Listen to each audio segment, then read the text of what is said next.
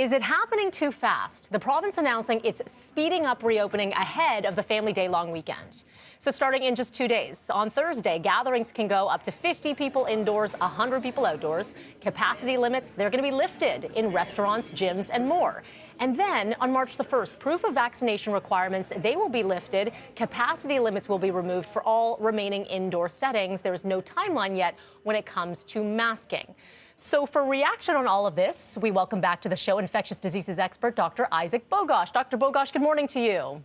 Hey, good morning. Great to see you again. Good to see you. Okay, let's take this one step by step. First up, there's a lot of conversation that come Thursday, no capacity in places like restaurants. So then you're going to get vaccinated and unvaccinated mixed together. And, you know, there is this whole conversation going on where it's the risk factor. If I'm vaccinated, do I feel safe to go in there? What's your take on that?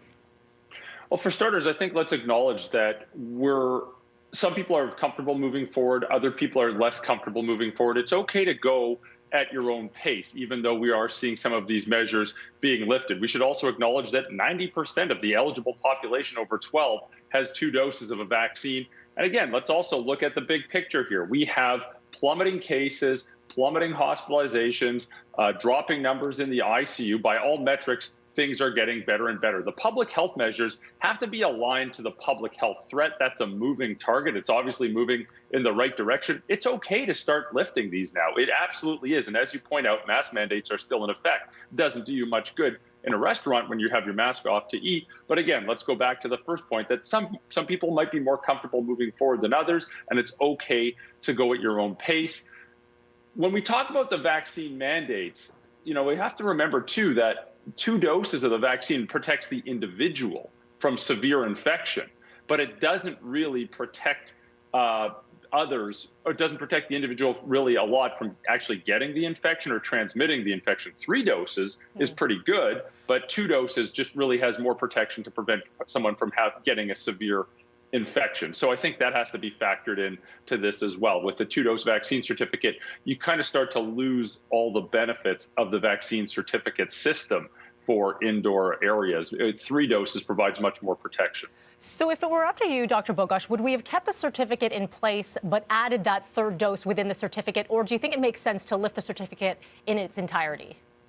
I love this point because this is where nuance matters, right? 3 doses is better. 2 doses is pretty good. 2 doses plus infection is roughly the same as 3 doses. So let's think about this for a second. There have been so many people, 20 to 30%, some maybe even more, who will get the Omicron variant over the last couple of months, like a significant proportion of the province. How do you document that those people have the equivalent of, many of them have had 2 doses and an infection? So, I mean, like that's roughly okay and roughly similar to 3 doses, but we didn't have any PCR testing available, so you can't document that you had that infection. So I think that's an extremely important point. The other important point too is NACI, the National Advisory Committee on Immunization, says that you have to wait, or you should really wait 3 months after infection before getting that 3rd dose. So if we listen to NACI, you can't really start excluding people from these indoor venues until May, essentially, because we see so many people with 2nd doses who are getting COVID-19 who would really have to delay that 3rd dose for a few months.